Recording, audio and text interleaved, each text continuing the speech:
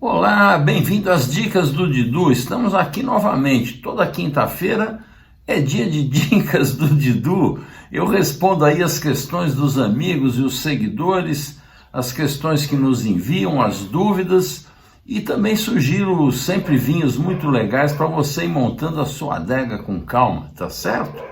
Olha, eu começo aqui com a mensagem do Ricardo. O Ricardo me escreveu agradecendo as dicas e tal, e pergunta se eu já tomei algum vinho da uva Melnik, da Bulgária. Olha, nunca tomei um vinho da uva Melnik da Bulgária não, Ricardo.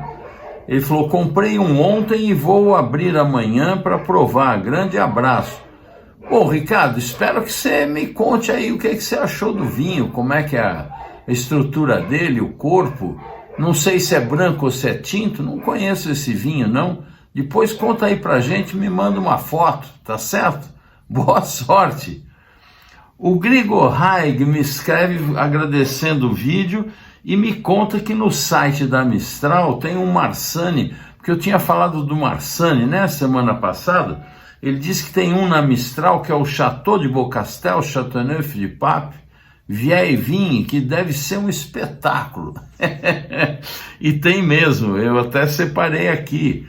Ele tá falando, só que não é Marsanne, é Roussanne. Lá tem a Marsanne e a Roussanne. Elas são mais ou menos parecidas, mas a Marsanne costuma ter mais prestígio. Esse Beaucastel é o máximo, porque é dos mais antigos produtores biodinâmicos que existe no mundo, né? O Chateau de Beaucastel tem coisas maravilhosas. E o branco é de Roussanne, custa 2.776, gente. Aliás, 763.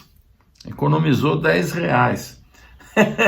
E eles têm um outro Beaucastel, o Chateau de Beaucastel Blanc, que custa 1.657, que também é um espetáculo. Eu até confesso que eu gosto mais desse, porque ele é muito diversificado nas castas. Imagina, ele tem Roussanne, tem Grenache Blanc, tem Picardin, tem Claret e Bourblanc. Olha só que espetáculo, vale a pena provar, né?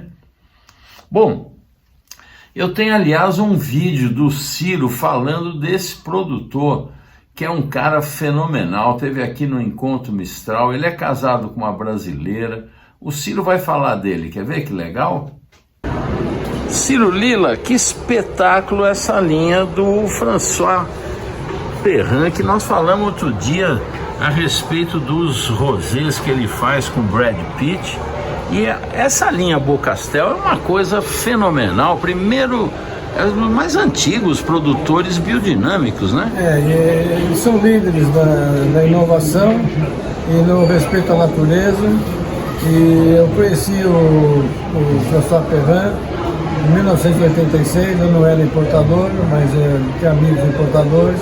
Eu indiquei para um deles e fomos juntos até o Chateau de Beaucastel. Fiquei encantado. Depois, quando eu fui para a Mistral, começou a Mistral, nunca deu certo de a gente estar livre com o Rony e ele estar livre no Brasil. Até que o ano passado isso foi possível, então nós começamos a trabalhar pela realização do sonho. Que bom casamento! O Chateau de Beaucastel é um top de Chateauneuf du Pape. Vai ver o que é o que fez a fama do Chateauneuf du Pape, foram vinhos como Chateau de Beaucastel. Esse é uma homenagem ao pai dele, né? Esse é o top da linha. Muito raro, muito raro. Nós tivemos 30 garrafas. É mesmo, né? 36 garrafas. Ok. Depois tem o Chateauneuf du Pape, o normal dele. Tá. Depois ele produz uma foto do Rony, já Cru de Coudoulet, que é uma boa opção, um preço mais barato. Tá. Repare que esses Chateauneuf du Pape dele tem um brasão papal na própria garrafa.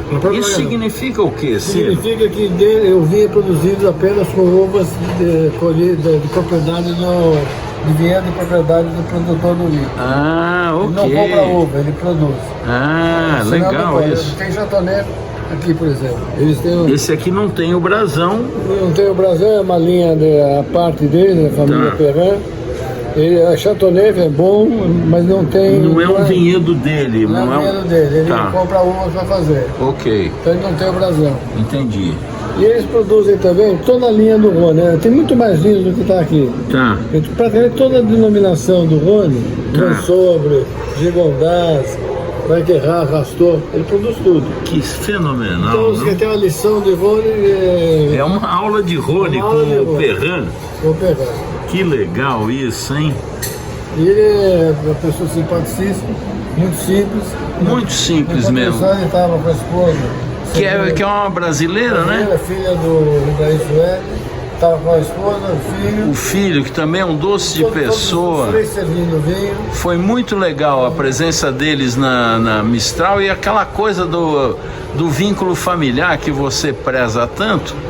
Eles são exemplo, né? Um negócio tão grande. Já E, tem mais uma geração, ele está na ativa, a todo vapor, no François, mas já tem a próxima geração. que bacana, né? Muito bacana. Olha, belíssimo exemplo aqui de Rhône, gente, para você. É claro, respira fundo e compra uma das 30 aqui, porque você vai ver do que se trata. Tem Chateauneuf branco também. Tem Chateauneuf branco, exatamente, que não é muito comum, né? Não é ele que produziu com a uva Rossani. Só com a uva É só Rossani? Não, normalmente tem Rossani, Marsanne, Tá. mas aí ele produz só com a Rossani. Tá. É um vinho caro, nós recebemos umas 60 garrafas por ano. Não adianta querer comprar mais que não tem. Que Ele é fantástico. disputado no mundo inteiro e aqui você encontra da Mistral. É uma honra ter. É uma honra mesmo. Obrigado, Ciro. Não é bárbaro, gente? Olha, o Alessandro, que é um querido amigo lá da ilha de Itamaracá, um estudioso, gosta muito de história e tem lá suas videiras que ele cultiva, um cara muito simpático, que eu espero um dia provar o vinho dele. Ele me manda aqui uma série de perguntas. O senhor saberia me informar qual a temperatura média que as grandes vinícolas armazenam as suas garrafas, obviamente com vinho? Há umas que têm cômodos subterrâneos. E ele queria saber a temperatura específica de armazenamento, se tem para cada uva um tipo de indicação adequada. Não, Alessandro, não tem para cada uva. De um modo geral, o vinho evolui melhor com baixa temperatura. Não é que evolui melhor, é mais lento. Se você está com um lugar quente, você vai apressar a evolução do seu vinho. Normalmente essas adegas, essas caves, como eles chamam, subterrâneas, tem umas imensas, elas costumam ter uma temperatura de 13 graus e bastante umidade, por volta de 70%, 75% de umidade. É muito interessante visitar essas caves subterrâneas, porque ela tem, é fenomenal, tem uma temperatura constante, está debaixo da terra. Normalmente muitas são revestidas de pedra. Enfim, normalmente é 13 a 14 graus com umidade alta.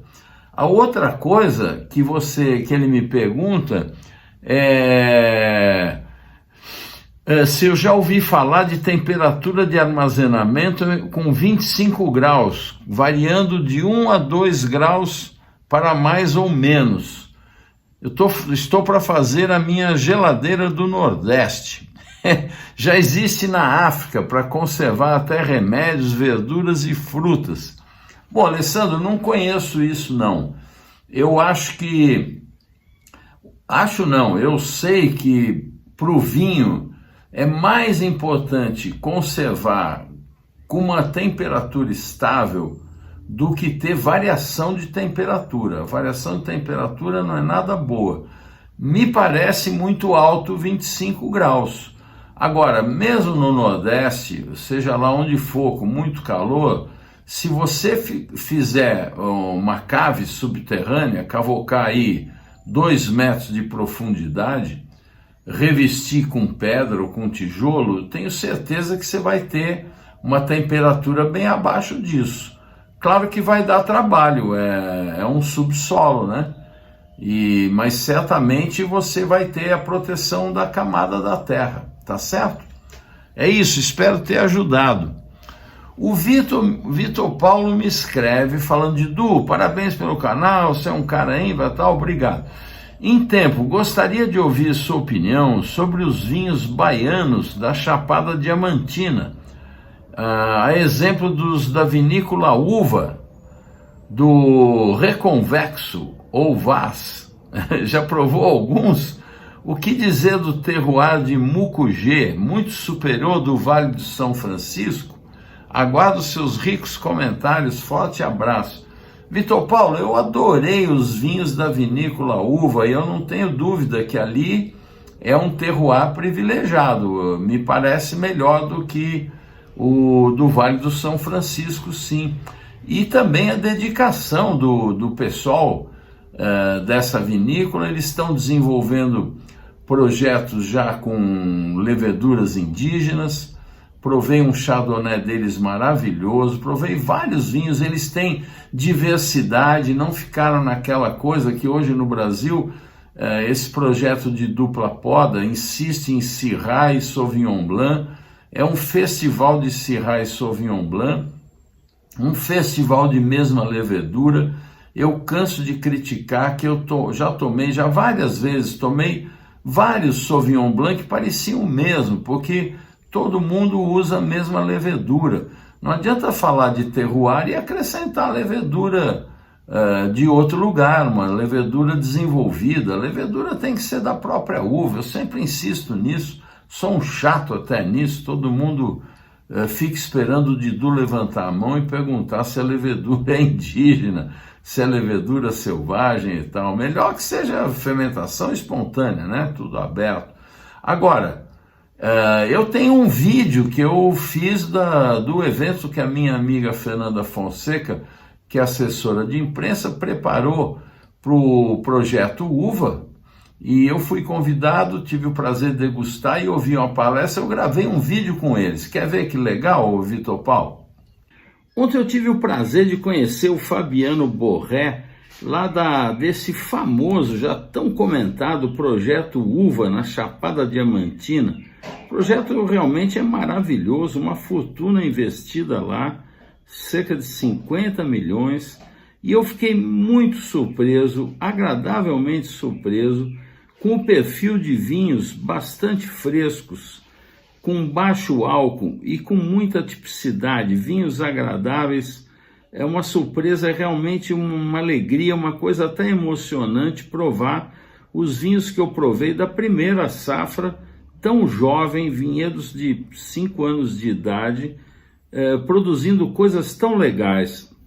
Mais contente ainda em saber do objetivo deles de se livrarem de químicos com produtos próprios, todos biológicos, de saneamento da terra, enfim, não usar produto químico na lavoura, e fiquei muito contente com isso. Já 60% de todo o vinhedo deles, de mais de 50 hectares, é tratado dessa forma. Então, a perspectiva é muito bacana. Eles têm um chardonnay simplesmente maravilhoso. Os tintos, na minha opinião, estão num nível acima dos brancos.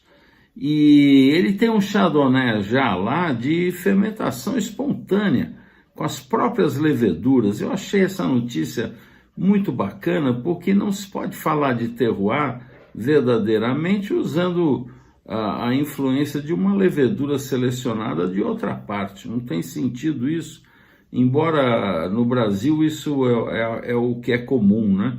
Então achei bonito isso da parte deles, e eu gravei alguns momentos lá da conversa deles, que foi feito lá no Rosewood, um evento muito elegante, organizado pela Fernanda Fonseca, e eu reuni aqui para você dar uma olhada como é que foi. Obrigada. Bom, gente, primeiro, obrigado por terem vindo. De fato, é um prazer tê-los aqui, poder apresentar um pouquinho dos nossos vinhos, um pouco da história do projeto também. Espero que consigam captar aí as principais mensagens e a gente degustar os vinhos aqui na companhia do Marcelo para que todos conheçam a fundo. E eu sempre gosto muito de dizer que, de fato, não existem segredos lá na uva. Então, lugares altos, lugares baixos. O que é importante dizer é que todos esses vinhos nós vamos degustar bem de 1.150 metros de altitude. Então, a Chapada ela fica praticamente ao centro do estado da Bahia, que tem essa exceção, a altitude, que tem, na verdade, capitaneado muitos desses novos terroirs de dupla roda no vinho brasileiro, né? Vamos falar um pouco sobre isso também, mas é a grande exceção. Acho que todo mundo aqui está muito acostumado a falar sobre vinho aí entre os paralelos 30 e 50. E, pô, qual é a latitude na Chapada onde vocês estão no Fugê? É 13. Então, completamente fora de rota. Isso como é possível? É possível principalmente por essa exceção da altitude que traz um microclima diferenciado. Então, essa é uma imagem dos vinhedos durante o inverno. Então, percebe-se aí já esse microclima em que as temperaturas de fato são mais amenas. Acho que a foto ilustra bem isso. São 52 hectares plantados até o momento. Bem, como que começou essa história? Nós iniciamos com vinhedos experimentais em 2012 e só abrimos a vinícola em 2022. Então, é uma década de trabalho de pesquisa, desenvolvimento, de intensificação, de construção, enfim, próprio entendimento do local aqui com o Marcelo. E foi o que foi necessário, na verdade, para que os vinhos estivessem prontos, para que o projeto estivesse pronto para chegar ao mercado, né? Então, primeiros parreirais plantados em 2012, uma pequena unidade de vinificação, que nós chamamos de microvinícola, porque de fato é uma vinícola em miniatura, foi construída em 2015. Depois, em 2018, tivemos a sorte de encontrar um Cabernet Sauvignon, um vinho que elaborado pelo Marcelo, um Cabernet Sauvignon com Cabernet Franc, na verdade, foi um pote na época, que deu sinal verde para a evolução do projeto. Então, até 2018, existia um projeto para a vinícola uva, mas ele se resumia até então a uma vinícola muito pequena, para só 12 mil garrafas, né? com equipamentos direcionados, enfim. Com esse vinho que apareceu em 2018, deu o sinal verde, construímos o projeto e que foi aberto agora em março do ano passado, 2022. Tem essa trajetória que ao mesmo tempo que é curta, ela é um pouco longa para quem participa, para quem está envolvido em todos esses detalhes desde o plantio, né? O que nós temos, gente? Essa é a realidade de onde vem os vinhos que a gente vai degustar. Então, 1.150 metros de altitude, 100% da técnica de dupla poda, que é muito compartilhada com os novos terroirs aí no Brasil, né? O que a gente tem lá? Nesse período, que é o inverno, onde acontecem as colheitas, estações do ano são muito bem definidas. Então, verão, inverno, primavera, outono, todos estão bem determinados.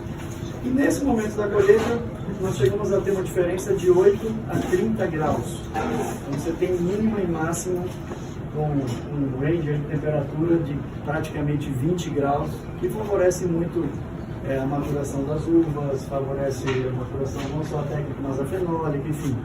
Então é de onde vem a qualidade, que começa, na verdade, com os frutos, né? Bom, falando de uvas, são 9 variedades plantadas. De brancas, apenas Chardonnay e Sauvignon Blanc. De tintas tem o Cabernet Sauvignon, Cabernet Franc, Merlot, Petit Verdot, Malbec, Syrah.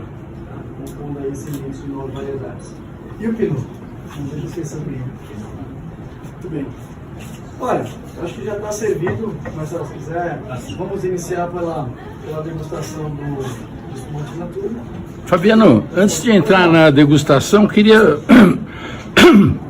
Perdão, se você podia falar um pouquinho do investimento. Eu tenho curiosidade de saber, esse tempo todo de pesquisa, implantar vinhedo, irrigação, construir vinícola, qual é a grana investida nisso? Bom, desde o Marco Zero, desde o início, ou seja, desde a primeira plantinha lá da área experimental até de fato abrir o projeto, foi tudo mais ou menos na ordem de 50 milhões. Tá. Tem uma participação boa do Banco do Nordeste disso, como banco fomentador, né, de desenvolvimento local. Ok. Mas essa é a ordem do Maravilha. tá? Obrigado, hein? Eu queria perguntar uma coisa. E trazer para dentro de lá tudo que existe de bom no Brasil. A começar pelos profissionais, depois pelo mobiliário, design, só existe tudo que é possível tem de Brasil dentro da UFA. Então, isso foi um ponto interessante. Já veio a arquitetura com um olhar contemporâneo, enfim, fachadas ventiladas, a gente reaproveita a água da chuva para irrigar os jardins, já com esse norte de sustentabilidade também, né? E muita luz natural também. Então é um projeto, de fato, com um viés modernista do ponto de vista arquitetônico e de sustentabilidade. Bom, as visitas do Enoturismo todas são guiadas por enólogos, então, além da equipe técnica, com o Marcelo, todo mundo que faz tour na uva também é acompanhado por enólogos. A ideia disso é que haja uma experiência um pouco mais profunda sobre o mundo do vinho, um entendimento de fato de qualquer visitante sobre os processos, o que acontece lá. Essa é só uma imagem que traduz um pouco do que é a cave, tem uma sala de degustação, né, enfim, que é importante, as pessoas passam de fato dentro dos tours por conhecer todo o âmbito da vinícola, não só algumas partes. Então se mostra tudo, inclusive as partes produtivas, o que é muito interessante para quem quer levar um pouco mais de conhecimento, para quem já conhece muito e quer entender mais sobre os vinhos também, né, então... Não é bacana? Projeto, puxa vida, projeto caro. O Jorge está sempre me escrevendo, ele me pede para indicar. Ele fez um desafio aqui, o Jorge é um gozador.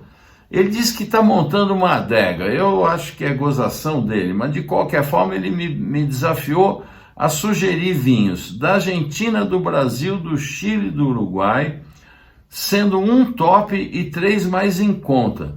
E pede o mesmo sobre a Alemanha, Espanha, França, Itália e Portugal. É brincadeira, ele quer... O pessoal não quer, só quer dica mesmo, quer receber tudo pronto. Bom, eu nesses dicas aqui vou começar, Jorge, só por América do Sul. E deixo a Europa para a semana que vem, tá certo? Senão é muita coisa. Mas antes, eu queria indicar um vinho para vocês que eu tomei essa semana com o meu amigo Rubem Ernesto Kunz. Eu falo aqui desse Alvarinho Inanna. Olha, os rótulos deles são todos lindos. E o Rubem Ernesto Kunz, já falei para vocês, é um médico radiologista, um cara fenomenal, é coroa já da minha idade, resolveu há poucos anos fazer vinhos porque tinha vontade de fazer, memória afetiva do avô e tudo, e ele tem um talento extraordinário, compra uvas de terceiros, a maioria uva de muito baixa intervenção, quando ele acha orgânico eu compro orgânico, e ele faz preciosidades sempre com as próprias leveduras da uva, ele tem talento mesmo. Eu sugiro, eu vou colocar eu sugiro todos os vinhos dele, viu? Eu gosto demais dos vinhos que ele faz.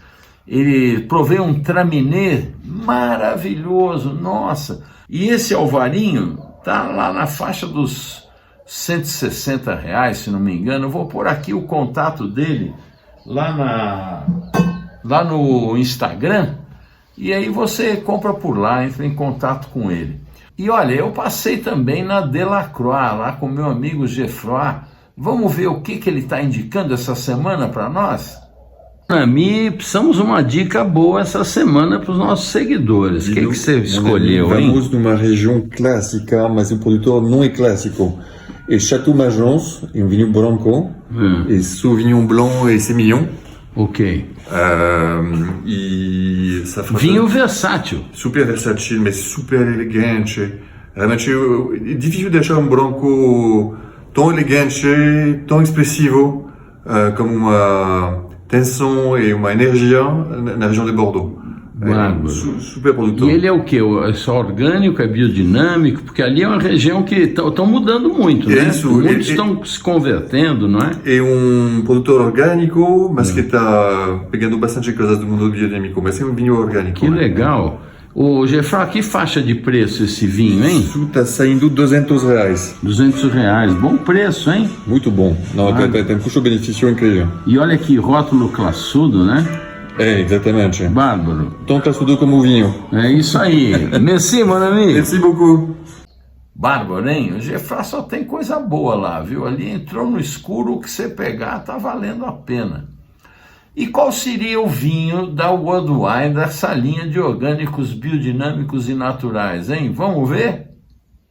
Olha, eu queria indicar para vocês esse Quinta da Falorca, do Tenac. Quinta da Falorca é um grande produtor da região do Dão, que é a região mais elegante de vinhos de Portugal, sempre foi. Se você degustar touriga de toda a parte de Portugal, as mais elegantes sempre são as do Dão. Por que eu estou indicando esse Tenac e por que ele chama Tenac? Touriga nacional, um rótulo bastante intrigante e moderno. E ele tem uma peculiaridade, é uma vinha com mais de 50 anos, com 31 clones diferentes de touriga nacional, gente. Olha que espetáculo! Vinificado com as próprias leveduras e sem passagem por madeira.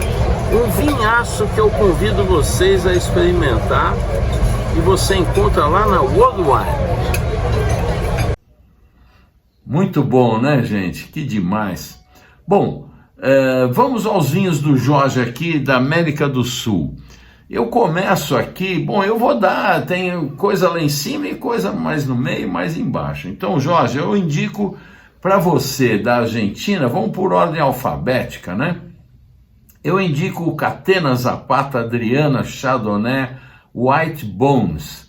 É um vinho caro de R$ 1.376.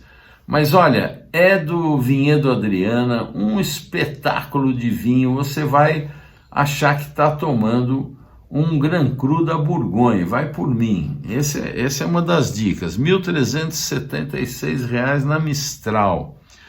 Por R$ 145, eu indico lá na Premium Wines, uma beleza de Cabernet Sauvignon do Fabre Montmaiu, lá do vinhedo dele, da Patagônia. Ele tem Mendoza e tem Patagônia também. E esse Cabernet da Patagônia tem muita classe, muito frescor e aquele toque francês do Montmaiu, que sabe fazer vinho como pouca gente. Estou falando do Fabre Montmaiu Barrel Selection Cabernet Sauvignon 2021, R$ 145.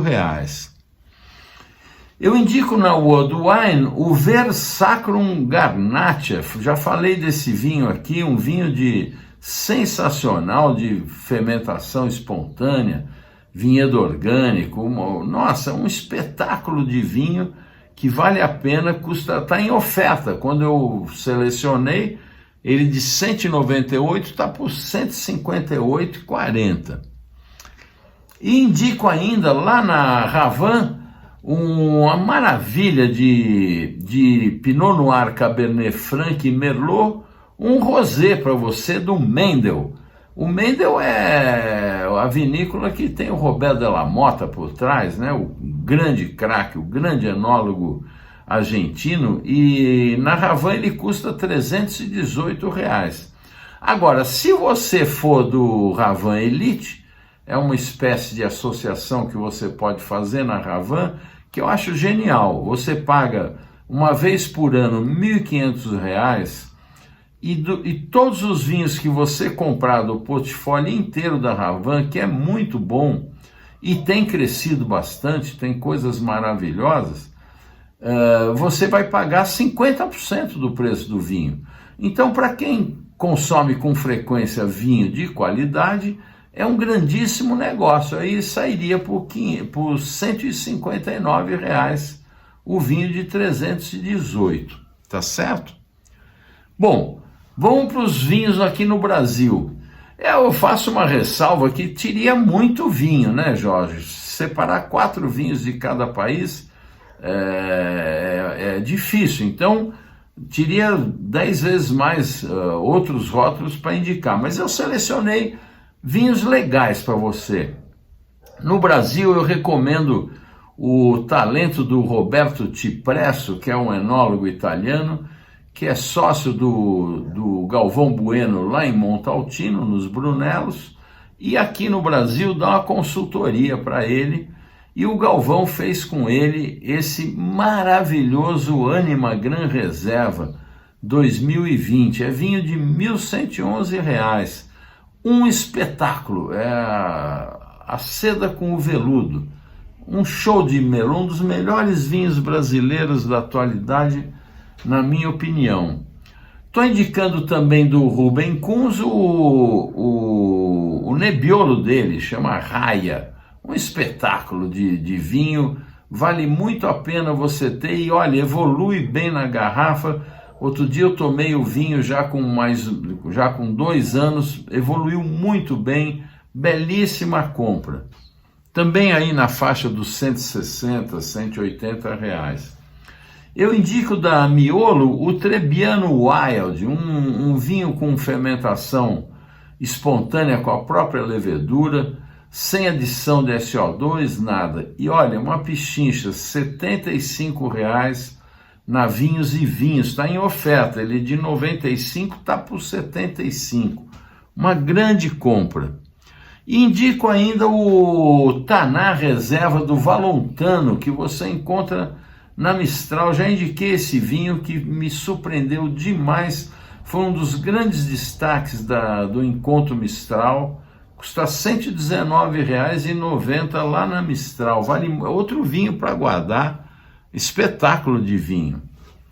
Bom, entrando no Chile continua aí na Mistral, indico para você o Ledis de Los Vascos 2017, olha, um espetáculo de vinho, né? O Ledis custa R$ 771, tem a mão da família Rothschild Lafite, né? E esse vinho ficou 10 anos afinando, evoluindo na garrafa, nas próprias caves do produtor. É um vinho muito nobre, muito elegante, muito classudo, você vai gostar de ter na sua coleção. Indico também do Domínio Cassis, um dos melhores vinhos do Chile, na minha opinião, sem dúvida, que é o Ruazo de Sauzal, um vinhaço de um cara com um talento incrível, e olha, é um vinho que está aí na faixa dos R$ 300, esse aqui é da uva País.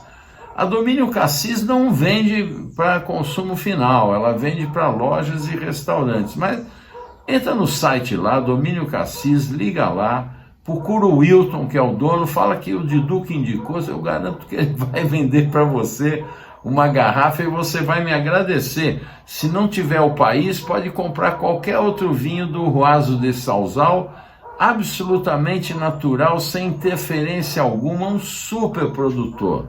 Vai por mim. Indico também outro vinho que eu tenho muito carinho, que é o Erasmo. O Erasmo é Cabernet Sauvignon, prioritariamente, com Cabernet Franc, Merlot e Syrah. Um show de vinho, uma classe, feito pelo meu amigo Francesco Maroni Tinzano, lá do Coldort de Montaltino, uma pessoa maravilhosa e que faz vinhos com um carinho excepcional. Eu achei na Rouge por R$ 185, vale muito a pena. Indico ainda do Chile por R$ 96, uma preciosidade que é um branco. Eu gosto sempre de pôr um branco ou dois no meio, eu tenho tomado mais branco que tinto. Eu estou falando do Falernia Pedro Ximénez, o Reserva 2023, R$ 96 lá na Premium Wines. Jorge, olha, belíssima compra, hein? Bom, partindo para o Uruguai, eu continuo na Premium Wines, queria indicar para vocês, com Cabernet Sauvignon, Taná e Merlot, a R$ 396 e 2008, já evoluído, um dos melhores vinhos do Uruguai, sem sombra de dúvida. Eu estou falando do Rio Colorado, do meu amigo Reinaldo De Luca, um espetáculo, um vinho de uma classe, deixa muito francês para trás, viu? Uma classe de vinho. Também do Uruguai, indico para você o Pisano RPF Taná, um dos grandes tanás do Uruguai, um vinho que tem consistência, sempre grande vinho. O RPF significa Reserva Pessoal de Família, e a família Pisano tem uma tradição incrível de autenticidade, de gente muito bacana. Eu considero da minha família os irmãos Pisano, que eu tenho muito carinho, e os vinhos deles chegam pela Mistral. Tudo deles é bom, viu? Mas esse RPF é um dos meus prediletos. Custa R$ 220,54. Indico ainda nessa Com Nectar um vinho que me impressionou demais, um dos grandes produtores do Uruguai, é muito novo. Eu estou falando do Michelin e Mufato, que são argentinos, se associaram com o pessoal lá que faz o Prelúdio, o Juanicó, que tem terras lá em Pueblo Garçom.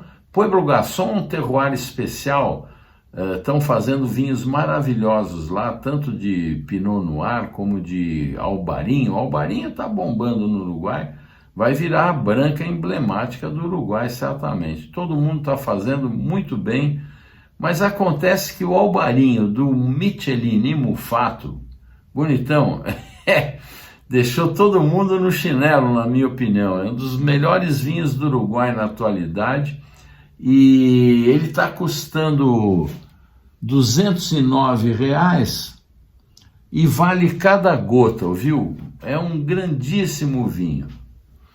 Bom, eu indico, para terminar, do Uruguai, da minha querida amiga Fabiana Braco, um dos vinhos de melhor preço que tem hoje do Uruguai em relação à sua qualidade, que é altíssima, e sua autenticidade também irretocável. Eu estou falando do Braco Bosca La Certilha Taná 2021, custa R$ 75, gente. Brincadeira uma coisa dessa? Lá na Bacos, grandíssimo Taná, depois você vai me contar. Bom, o que eu tinha para vocês hoje era isso. Espero que vocês tenham gostado. Você pode se inscrever no canal para ficar sabendo quando tiver novidade, e você pode também deixar um like, isso nos ajuda. Como disse o Benjamin, quando tem muito like, o YouTube indexa a gente melhor. Essas coisas de mídia social, né? Cheio de lorota. E você pode compartilhar, isso é muito legal. Compartilhe aí com seus amigos, vamos divulgar a cultura e o conhecimento do vinho. Olha, é uma taça por refeição, hein, gente? Faz bem para a digestão, bem para o coração, bem para o nosso espírito. Saúde!